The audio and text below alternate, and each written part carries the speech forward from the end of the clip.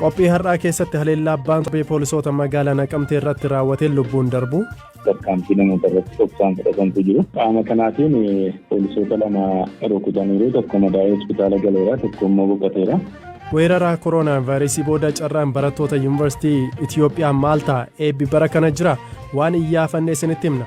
Erga weerara koronaa vaayirasii booda qaala'insa jireenyaa fi dabalii gatii mudates gaafanneerra. Itiyoophiyaatti hojjettootni dhaabbilee fayyaa 65 koronaa vaayirasiin qabamuu fi odeessaalee addunyaa gurguddoos kan jalqabaatiin guyyaa har'aa magaalaa Naqamtee keessatti haleellaa poolisoota magaalattii irratti raawwateen lubbuun poolisii tokko yoo darbu kan lammataa miidhamee hospitaala seene. Itti gaafatamaan waajjira bulchiinsaa fi nageenyaa magaalattii Misgaanuu Waggaarii haleellaa akkasumas ajjechaa kanaaf qaamni hidhattoota waliin hidhata qaba jedhamu akka shakkamu himaniiru. Ammayyuu taanaatu dubbise. Qaamni yeroo hundaa sooshaal miidiyaadhaan namoota doorsisanii fi rakkoo garaagaraan jedhanii sababoota tarkaanfii namoota irratti dhoksaan fudhatantu jiru. Qaama kanaatiin poolisoota 2 rukutaniiru, tokko madaa'ee hospitaala galeera, tokko immoo boqoteera. Naannoo sa'aatii 5:20 walakkaa gidduu. Torban dilbata darbees akkasuma poolisiin idilee tokkotuma kophee qulqulleeffachiisaa jiru rukutamee akka ajjeefame dhageenye turre. Ajjechaan wal fakkaataadha ajjechaan kun? Ajjechaan kun wal fakkaataadhuma. Qaamni hin beekamne hidhatee magaala kana keessa tukkatee bifa garaagaraatiin hawaasa keessa galee jira. Qaamni kun qaama nageenyaa, qaama hooggansa garaagaraa irratti yeroo garaagaraa akeekkachiisaa sodaachisa garaagaraa gochuudhaan tarkaanfii kan fudhachaa jiru uummata keessa dhokate. Ajjechaan raawwate sun qawweedha moo meeshaa biraati wanni beekamee jira? Shibbitiidhaan rasaasa shibbitiiti. Lamaanuu bakkuma tokko turanii? Eeyyee bakkuma tokko wal faana jiru. Karaa irratti raawwate jechuudha ajjechaan kun? Karaa irratti dhahee karaa irratti. Magaalaa Naqamtee ganda Duwwaa 5. Erga ajjechaan kun raawwate as gama keessaniin qaamni to'atame jira? Qaamni baddii kanaan shakkamee to'atame? Qaamni to'atame ammaaf gabaasni nu ga'ee hin jiru. Yaa'u shakkamaan qaamni poolisii barbaadaadhuma jira. Hanga yoonaatti garuu kanaa kan jedhu namni dhimma kanaan qabamee gabaasni ammaaf nu qaqqabu hin jiru. Tarii maqaan isaanii beekamaa poolisoonni kunneen kanneen rukutaman?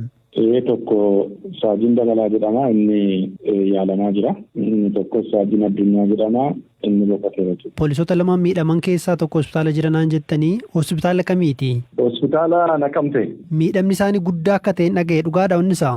Egaa miidhamni isaanii guddaa ta'uu danda'a ammaaf hin beekuutu warri hospitaalarraa qulqulleeffatan gaarii ta'a sirriidhuma miidhamaniiru. Badii kana raawwateetanii kan shakkitan qaamuma kana dura mootummaan himataa ture kan garee abbaa torbee garee soonsaa jedhamee sochoosanaa? Sanuma bakka eeyyano waanuma akkasiiti. Feesbuukii peejii garaagaraa irratti hin gadhiisu waanuma akkasiiti jechuudha. Otoo ajjechaan poolisoota kanaa utuu raawwatiin dura tarii maqaan isaanii gad lakkifamee ture? Tokko gad lakkifameera. Mucaan Dabalaa jedhamu gad lakkifameera dura. Erguma osoo agartanii tarii of eeggannoon hin taasifamne jechuudha? Yaa'u of eeggannoo taasifamaadhuma jira, itti himamaa jira, isaanis beeku garuu waan kun daguu eeggatamee raawwata waan ta'eef kana jechuun nama rakkisaa jechuudha.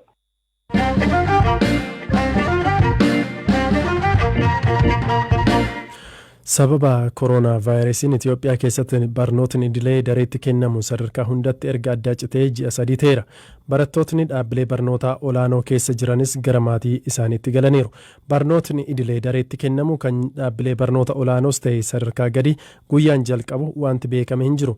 Dubbii himaan ministeera saayinsii fi dhaabbilee barnoota olaanoo Obbo Dachaasaa Gurmuu bara kana barattootni eebbifaman ni jiraatu kan jedhuu fi kaan irratti dubbiseera.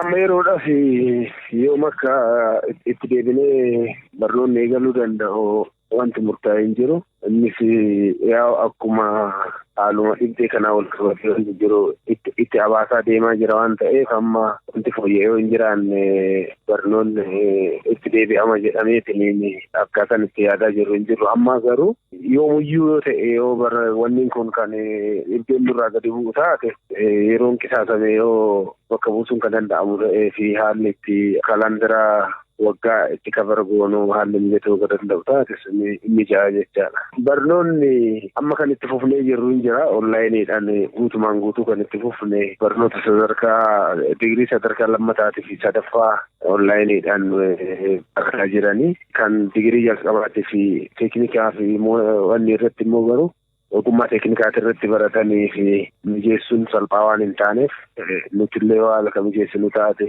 barattoonni guutuu biyyattii keessa faca'anii waan jiraniif salphumatti teekinooloojii jiru fayyadamanii barnoota hanga barbaachisu qulqullina barbaachisuu fi bal'ina barbaachisu waliin ga'uun rakkisaa waan ta'eef innis isatu nu jaraaf yeroo dhaabatee jira jecha. Bara kana eebbifamtoonni ni jiraatu akka Itoophiyaatti dhaabbilee barnoota olaanoo keessa. Barnoota sadarkaa lammaffaa fi sadaffaa digirii lammaffaa fi sadaffaatiif jiraachuu hin danda'a. Digirii tokkoffaa immoo yoom ta'uu danda'a kan jedhu kana yeroo isaa murtaa'aa miti malee eebbi jiraachuu hin danda'a. Yoom kan jedhamu sun akkaataa haala amma jiruutiin wanti jala sararameetu akkana jenneetiin murtaa'ee hin jiru jechaadha. Ta'us hin ta'as jennee akkaataa itti murteessuu dandeenyu hin qabnu maaliif yeroo umrii dhibbichaatiin ol qabatee kan murtaa'u waan ta'eef jechaadha. Odabajii fi maalin kun aduulessaas deemu kana keessa eebbi kan raawwatuu danda'u. Ji'oota lamaan kana keessatti wanti yaadame hin jiru jechuudha. Hin yaadama guyyaa torbee tokkollee yoo dhibeen nurraa dhaabate taate barattoonni dursaniitiin barnoota irratti akkasirratti qophaa'anii onlaayin laayibirariidhaan dokumentoota jiru koorsiiwwan jiru hundumaayyuu dhiyeessaa jirra. Akademiik kaalandarii nu jalaa jijjiiree jira dhibdichi.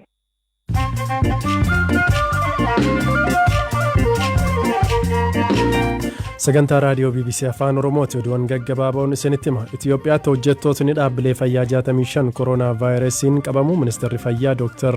Liyaa Taaddasaa himan. Isaan keessaa 49 ogeessota fayyaa yoo ta'an 16 immoo hojjettoota deeggarsaa taasisanidha. Akka biyyattiitti har'a vaayirasichaan namootni haaraan qabaman namoota 142 ta'anidha. Ministeerri bishaan Itoophiyaa Dr. Silashii Baqqalaa gita isaanii Suudaan Profeesar Yaasir Abbaas waliin viidiyoon mari'ataniiru.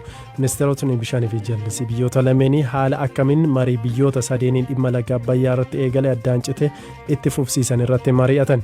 Biyyootni lameen lama ta'anii marii itti fufuu fi dhimmoota ijoo qaban irratti waliin dubbachuuf walii galaniiru. Dhaabbiin biqiltuu ashaaraa magariisaa Itiyoophiyaan jalqabde kan bara kanaa jimaata dhufu akka eegalu ministeera muummee Abiy Ahimad himan. Koronaa vaayirasii ofirraa qolachaa bara kana biqiltuu biiliyoona 5 dhaabuuf kan karoorfannes fiixaan baasnaa jedhan ministeera muummee Abiy. Humni eegumsa biyyaalessaa Ameerikaa wixata darbe helikooптera isaa naannoo White House namoota hiriira nagaa ba'an irratti marsee ture qorachuu fi ogeessonni helikoopterittiin namoota hiriira nagaa ba'an sodaachisuun bittinsuuf kan fayyadamamtedha jedhaniiru.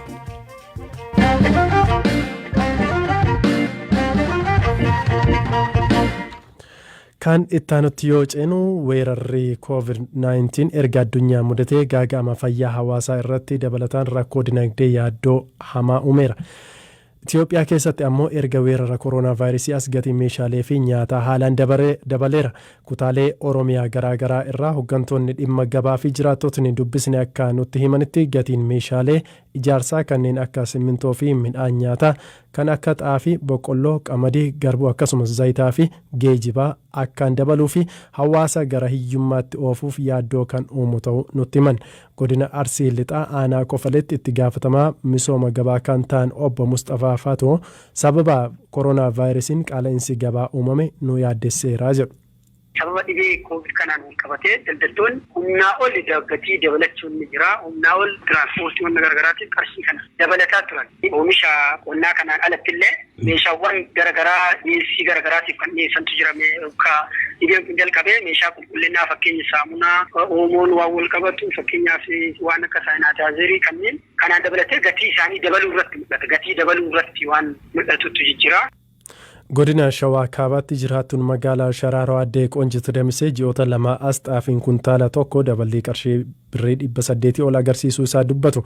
Meeshaalee nyaataa fi kanneen biroo irrattis gatiin garmalee dabaluu himaniiru.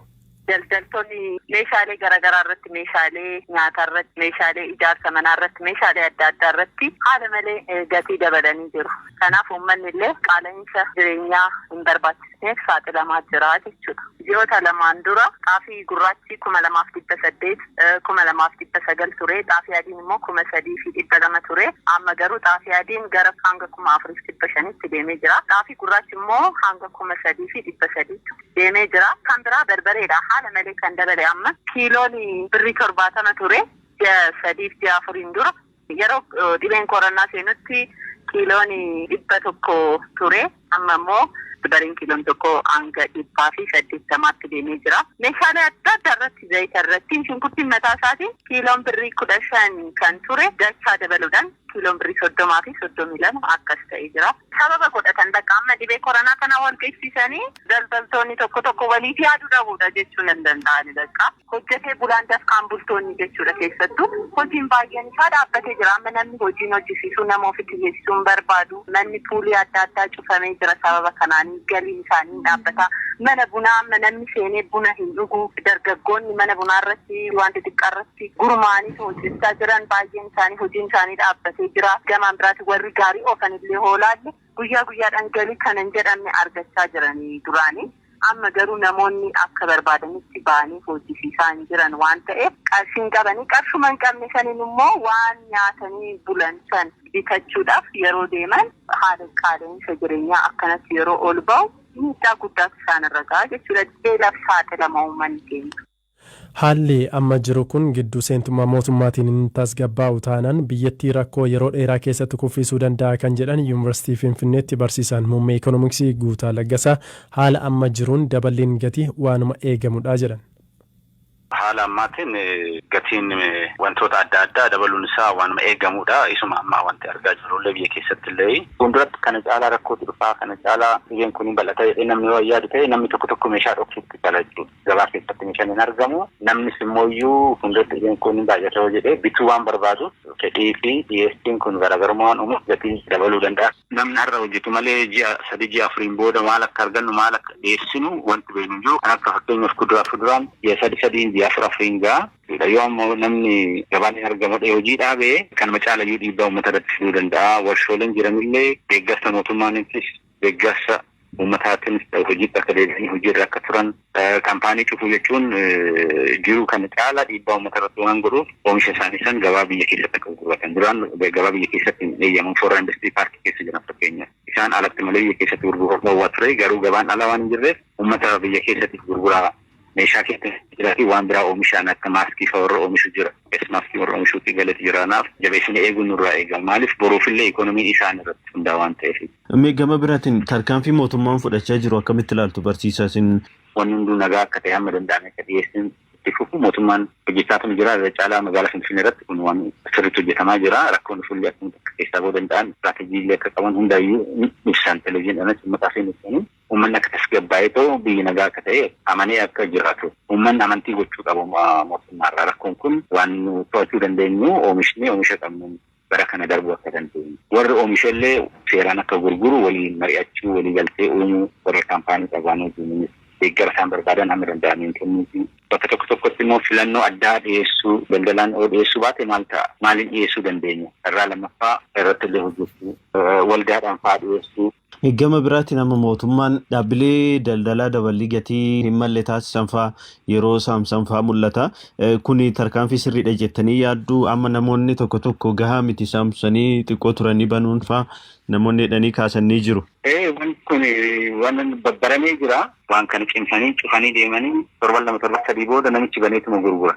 Ammayyuu yeroo baay'ee waan gurguratanii rasiitiidhaan gurguruun hafeeyyuu jira already irraafatameeyyuu jira. Wanti sun akka tokko baramee ture duraanii amma garuu namni illee rasiitiin gaafatu namtichi gurguru sunis rasiitiin kennu maal akka gurguraa jiran illee hin beeknu hagam akka gurguramu illee hin beekamu. Dhufuu qofti gahaa moti garuu yeroo tokko mooyyuu amma haalli ramma jiru kun haala yeroo rakkoo waan ta'eef aga danda'anii waliigalteedhaan hojjetan uummata sanis warra gurgursanis kan isa darbe garuu 7 cufanii 7 booda ammas deebi'anii banuun gahaa moti waan namoota riikardii akkasii qaban kanarratti gara mana murtiitti fudhachuu keenya isaanii fa'aa fudhachuun namoota kaan dabsu. Kabajamtoota dhaggeeffattoota keenya